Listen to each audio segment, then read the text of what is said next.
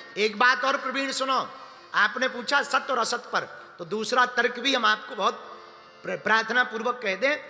जो दुनिया कह रही है वो भी सत्य नहीं है, ये भी सुन लो। झूठ को भी सत्य बनाया जा सकता है 100 बार झूठ बोलने पर। कोई लगातार 100 बार झूठ बोले तो वो भी सत्य हो जाता है। ऐसे समझो, भिवंडी में एक चच्चा ने बकरी खरीदी। चच्चा का नाम चंगीलाल, यहीं भिवंडी में रहते हैं। उन्होंने बकरी खरीदी। बकरी लेकर जाने लगे। बकरी सुंदर थी। 4 मित्रों का मन आया ये बकरी खरीद लो, पर चच्चा देगा नहीं। तो एक सलाह की, आपस में कनबत्तू, कान में बातें, ऐसा ऐसा बोलेंगे, अपने आप देगा। तो एक मित्र एक जगह खड़ा हुआ, 1 किलोमीटर बाद दूसरा मित्र खड़ा हुआ, 1 किलोमीटर बाद तीसरा मित्र खड़ा हुआ, 4 किलोमीटर में चारों मित्र खड़े भये। और जैसे ही चच्चा निकला, चंगीलाल, अरे चच्चा राम राम राम राम राम राम। हाँ भैया राम राम। ये गधा कितने का खरीदा है? चच्चा ने कहा तुम्हारा दिमाग खराब है क्या? बकरी है ये, तुम्हें गधा दिखाई पड़ रहा है? काहे को चच्चा दिन दहाड़े झूठ बोल रहे हो? अब गधे को गधे नहीं कहेंगे तो क्या गधे मान कहेंगे? चच्चा बोला तुम्हारा दिमाग खराब है, ये गधा है कि बकरी? आंखों का टेस्ट करवाओ। तो हंसते हुए वो मित्र गया, बोले हमारी तो ठीक है, तुम अपनी करवाओ। अब चच्चा ने भी गौर से देखा कि सही में हम बकरी की जगह गधा तो नहीं पकड़े। पर 1 किलोमीटर आगे गए, थी तो बकरी। अरे बकरी है, दिमाग खराब है इसका। 1 किलोमीटर आगे गया, तब तक दूसरा आया, चच्चा राम राम। अरे ये गधा तो बड़ा सुंदर है, कितने का लिया है?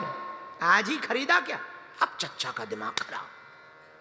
वो वाला भी बोला, अब ये भी बोल रहा है। तो फिर चच्चा, भैया ये बताओ तुम आज कुछ खा के निकले हो क्या? भांग खाए? क्यों? व्यक्ति ने कहा क्यों? वाह, ये बकरी है कि गधा? हम बकरी लिए घूम रहे हो, तुम गधा कह रहे? चच्चा काय को मजाक कराए, गधे को गधे ही तो कहे। अब चच्चा का फिर दिमाग खराब। अब पूंछ ऊंच पकड़ के देखा कि सच में कहीं गधा तो नहीं है। ऊपर नीचे देखा, अब वो बकरी थी, मिमियानी। अब और दिमाग खराब। चच्चा को लगा इसका भी दिमाग ही डिस्टर्ब। 1 किलोमीटर फिर चले, तब तक तीसरा आया। वो तो प्लांटेड थे, प्लानिंग थी। चच्चा राम राम, आज तो गधे के साथ बहुत गजब लग रहे हो। नया नया खरीदा है क्या गधा? अब चच्चा को कंफर्म हो गया कि बकरी नहीं है, गधा ही है। तो आगे जाके चच्चा कहता है कि भैया हमें गधा बेचना है, कोई है खरीददार? तब तक चौथा वाला आया कि 500 में देना हो तो दे दो। चच्चे ने कहा कि हम गधा लेके आ गए, लानी बकरी थी, और कहीं अगर गधे लेके घर गए तो खुद ही गधे बन जाएंगे। तो उन्होंने 500 में वो बकरी गधा बना करके बेच दी। अब बताओ प्रवीण, थी तो बकरी, पर 4 लोगों के कहने पे गधा बन गई। यही हम तुमको सलाह देना चाह रहे हैं कि जो लोग तुम्हारे कानों में आके कह रहे हैं उस पर भी भरोसा मत करना, जब तक अपनी आंखों से मत देख लेना, क्योंकि ये कान भरने वाले बकरी को भी गधा बना देते हैं। हाँ, बकरी को भी गधा बना देते हैं। इसलिए जरा खबरदार रहना। जो तुम्हें बताया जा रहा कि सत्य ये है, सत्य ये है, सत्य, अभी कुछ दिनों से हलीउल्लाह वालों को सत्य बताया जा रहा है। तो प्रवीण पहले चेक कर लेना कि सत्य क्या है। सत्य तो केवल गोविंद है, सत्य तो केवल जगदीश है। इसलिए तुम्हें भरोसा भी करना ना ठाकुर जी पर करो।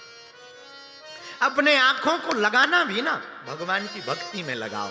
हमें भागवत की एक बात बहुत प्रिय है, हम तुम्हें भागवत ही सुनाएंगे। वो तो प्रश्न आ गया तो इनको उत्तर देना जरूरी है, नहीं तो ऐसे लोगों को उत्तर ना दो तो इनके पेट खराब होते। हाँ, बड़ी दिक्कत है। प्रश्नकर्ताओं को उत्तर ना दो, हाँ ऐसे प्रश्नों के उत्तर दो जिससे सबका भला हो।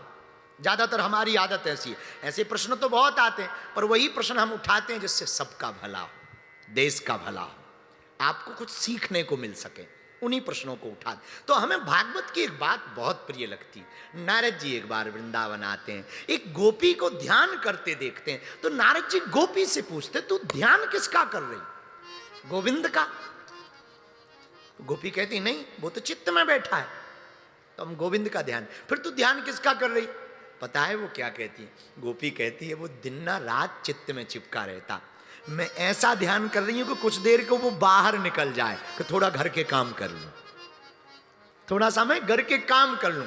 वो एकदम चित्त में पड़ा ही रहता, मन मस्तिष्क में लेटा ही है। जब भी विचार करूं तो गोविंद की याद आती, देखूं तो गोविंद को देखती हूं, बोलूं तो गोविंद की बात बोलती रहती हूं। घर वाले आजकल पागल कहने लगे।